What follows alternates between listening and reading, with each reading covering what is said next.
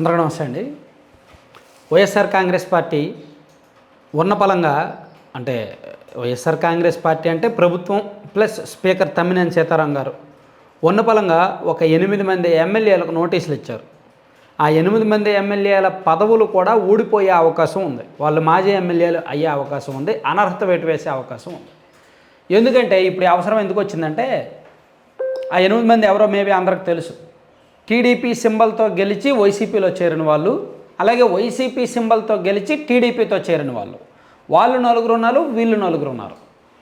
TDP సింబల్తో గెలిచి వైసీపీలో చేరిన వాళ్ళ మీద అనర్హత వేటు వేయాలని 2 ఏళ్ల కిందటే తెలుగుదేశం పార్టీ శాసనసభ పక్షం స్పీకర్ గారికి ఫిర్యాదు చేశారు, వాళ్ళ మీద అనర్హత వేటు వేయండి అని.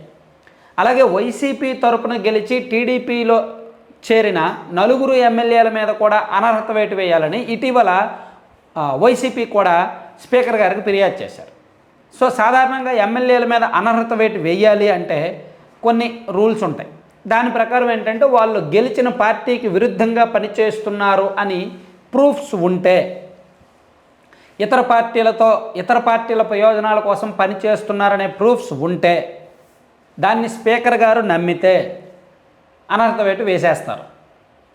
సో యాజ్ పర్ రూల్ అయితే వీళ్ళ 8 మంది మీద కూడా అనర్హత వేటు వేయాల్సిన అవసరం ఉంది, వేయడమే కరెక్ట్ రూల్ ప్రకారం చెప్పుకుంటే. అయితే ఇక్కడ ఒక చిన్న పాయింట్ ఉంది. 2019లో ఎన్నికలు జరిగినప్పుడు గెలిచిన ఎమ్మెల్యేల్లో 9 నెలల వ్యవధిలోనే అంటే 2020 మార్చి నాటికి 4 ఎమ్మెల్యేలు పార్టీ మారారు. మద్దాలగిరి గారు, వాసుపల్లి గణేష్ గారు, వలమనేని వంశీ గారు, కరణం బలరాం గారు. వీళ్ళ 9 మీద అప్పుడే అనర్హత వేటు వేసుంటే ఫలితం వేరేలా ఉండేది, రాజకీయం వేరేలా ఉండేది. కానీ వైసీపీ నుంచి గెలిచి టీడీపీలో చేరిన 9 ఎమ్మెల్యేలు దాదాపుగా ఒక 10 నెలలు అవుతుంది, 10 నెలలు ఎగ్జాక్ట్లీ. ఆనం రామనారాయణ రెడ్డి గారు, కోటంరెడ్డి శ్రీధర్ రెడ్డి గారు, మేకపాటి చంద్రశేఖర్ రెడ్డి గారు, అలాగే ఉండవల్లి శ్రీదేవి గారు. సో వీళ్ళ 9 మీద కూడా అనర్హత వేటు వేయడానికి వైసీపీకి తగిన ప్రూఫ్స్ దొరకల. వాళ్ళు కూడా జాగ్రత్త పడి కొన్ని నెలల కిందట టీడీపీకి అఫీషియల్గా టీడీపీలోకి వెళ్ళారు. సో వాళ్ళ మీద అనర్హత వేటు కూడా వేయొచ్చు. ఇక్కడ 8 మంది మీద అనర్హత వేటు వేయడానికి కావాల్సిన ప్రూఫ్స్ స్పీకర్ గారి దగ్గర ఉన్నాయి, వేసేయచ్చు కాక. కానీ ఇప్పుడు రాజ్యసభ ఎన్నికలు వస్తున్నాయి కాబట్టి టీడీపీ ఎమ్మెల్యేల బలం తగ్గించాలి కాబట్టి మా బలం పోయినా పర్వాలేదు, మాకు రాజ్యసభ సభ్యులు గెలవడానికి కావాల్సినంతమంది ఎమ్మెల్యేలు ఉన్నారు. సాధారణంగా రాజ్యసభ సభ్యుల్ని గెలవడానికి ఎమ్మెల్యేల సంఖ్యని ఏ విధంగా లెక్కిస్తారు, ఎంతమంది పోటీ చేశారు, దానిలో మొత్తం ఉన్న ఓట్లన్నీ.